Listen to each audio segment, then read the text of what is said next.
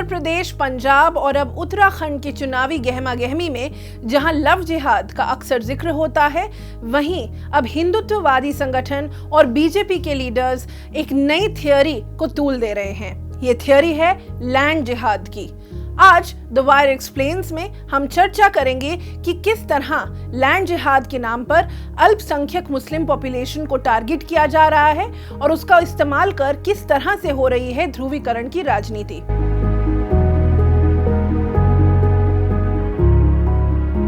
Land जिहाद को हिंदुत्ववादी और दक्षिणपंथी संगठन एक ऐसी चाल के रूप में देखते हैं जिसे देश का मुसलमान इस्तेमाल करके हिंदुओं का पलायन करवा रहे हैं और देश पर कब्जा करने की एक साजिश रच रहे हैं। लैंड जिहाद के क्लेम्स उतने ही बेबुनियाद हैं जितनी इन संगठनों की लव जिहाद के दावे हैं। इस तरह के एलिगेशंस फैलाने वाले लोगों में शामिल हैं खुद बीजेपी के मिनिस्टर्स और उनके लीडर्स, और अब उत्तराखंड के चुनाव से पहले इस मुद्दे को और बड़े स्तर पर उजागर किया जा रहा है। 2021 में स्टेट की सरकार की तरफ से एक ऑर्डर जारी किया गया। इस ऑर्डर का असर और इसका जमीनी प्रभाव अब दिखाई दे रहा है। इस ऑर्डर के तहत राज्य की एडमिनिस्ट्रेशन को निर्देश दिए गए हैं कि उन्हें अगर कोई भी अवैध ढंग से हो रही जमीनी कब्जे की बात दिखे तो उन्हें उसे रोकना है, क्योंकि लैंड जिहाद के द्वारा राज्य की डेमोग्राफी यानी कि उसकी जनसंख्याइकी को बदलने का प्रयास किया जा रहा है। 24 सितंबर को जारी किए गए इस ऑर्डर में सरकार कहती है कि राज्य के कुछ क्षेत्रों में आबादी बढ़ने के कारण उन एरियाज की डेमोग्राफी प्रभावित हो रही है। इसी कारणवश एक विशेष समुदाय के लोग यानी कि हिंदुओं को उनकी जगहों से पलायन करने के लिए मजबूर होना पड़ रहा है। ऑर्डर में यह भी लिखा है कि इसी के तहत उन इलाकों की सांप्रदायिक सौभद्रता पर भी असर पड़ सकता है।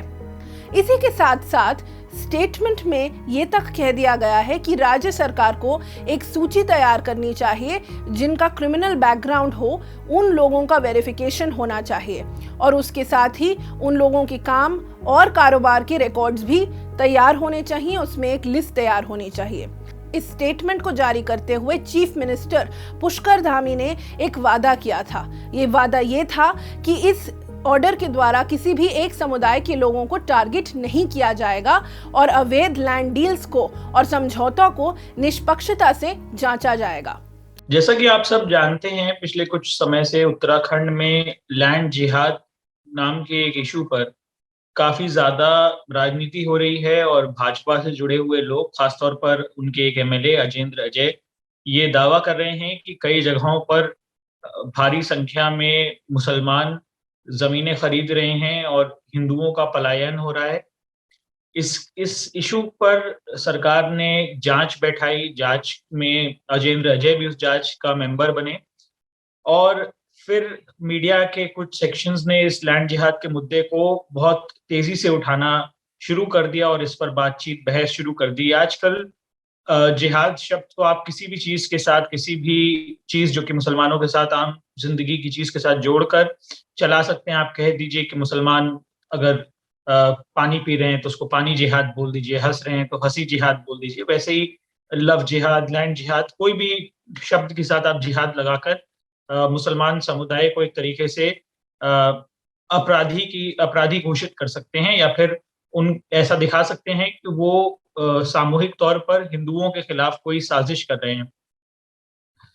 हमने ये पता करने के लिए कि ये लैंड जिहाद का मुद्दा शुरू कहाँ से हुआ, इन्वेस्टिगेशन की। वायर ने इस चीज पर एक लंबे वक्त तक इस चीज से जुड़े हुए लोगों को और लैंड जिहाद के खिलाफ, कथित लैंड जिहाद के खिलाफ जो लोग आंदोलन कर रहे थे, उनको हमने फॉलो किया और उनसे जानने की कोशिश की कि क्या उनके पास कोई फैक्चुअल बेसिस है ये क्लेम करने के लिए। इस कमेटी के मेंबर हैं अजेंद्र अजय। हमने जब उनसे बात की और पूछा कि क्या उनके पास कोई डेटा है कि लैंड जिहाद कितना हुआ है या क्या केसेस हैं, तो वो कुछ आइसोलेटेड केसेस वगैरह गिनाने लगे और हम उनको इंडिपेंडेंटली वेरीफाई नहीं कर सकते हैं।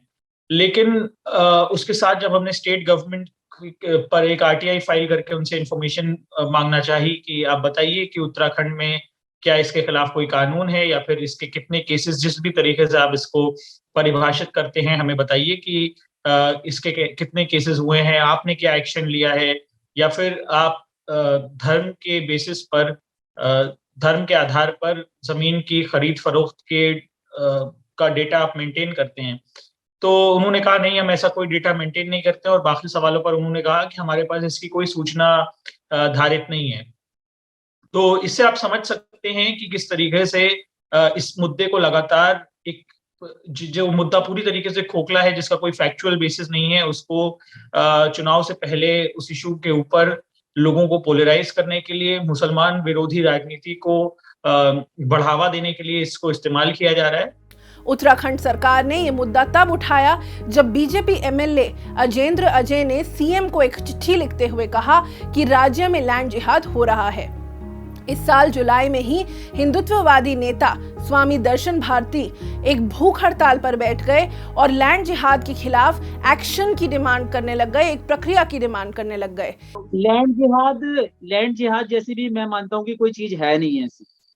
देखिए, हमेशा से ही कोई भी सिटी या कोई भी जगह हमेशा वही आदमी प्रेफर करता रहा है रहने के लिए, बसने के लिए, जिसका नेचर कॉस्मोपॉलिटन है। और कॉस्मोपॉलिटन कैसे होगा? कॉस्मोपॉलिटन तो जब ही होगा जब हर तरीके के लोग वहां पर रह रहे होंगे। और मेरे को तो समझ में नहीं आता है कि किस तरीके से लोग कहते हैं कि लैंड खरीद के आप दूसरे को डिसलॉज कर देंगे। कहाँ से वो बायर मिलते हैं आज खरीदने के लिए? आपको आज जगह नहीं मिल रही, लोगों के पैसा जेब में नहीं है 10 साल से। और अगर खरीदता भी है तो फिर क्यों कोई खरीदेगा?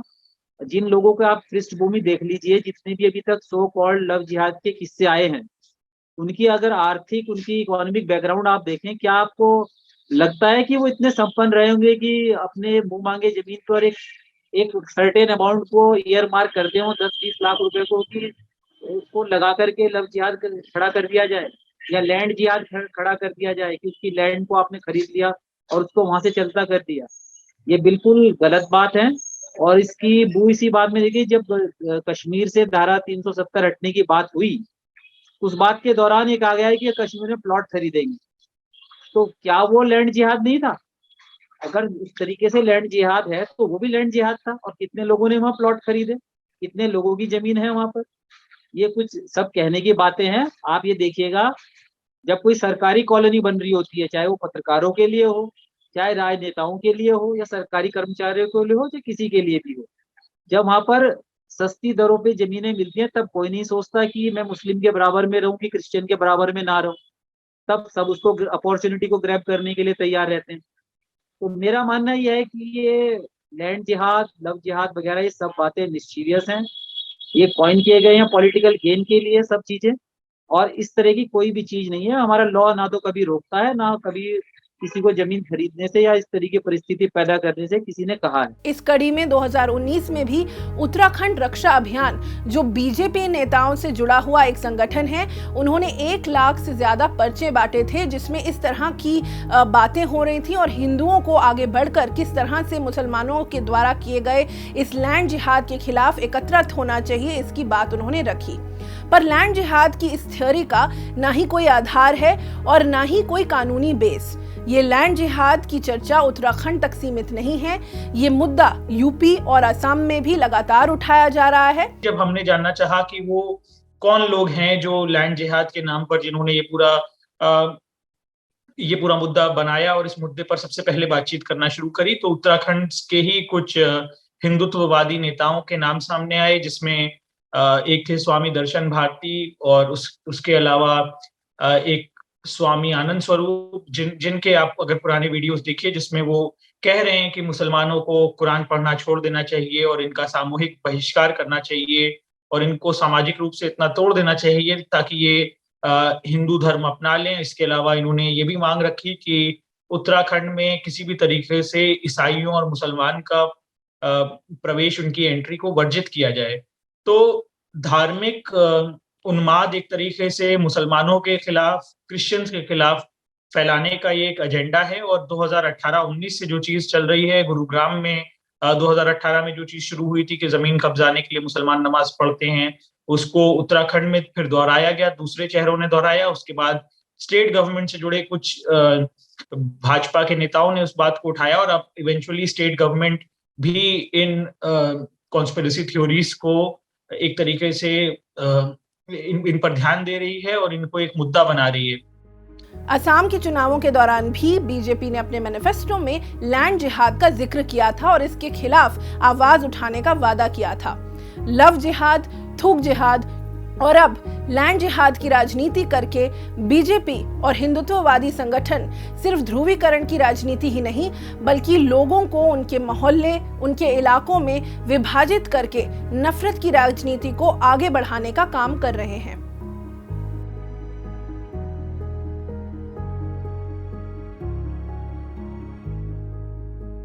Get a sneak peek of exclusive content before everyone else for channel members only. Memberships start at ₹89. Hit the join button below.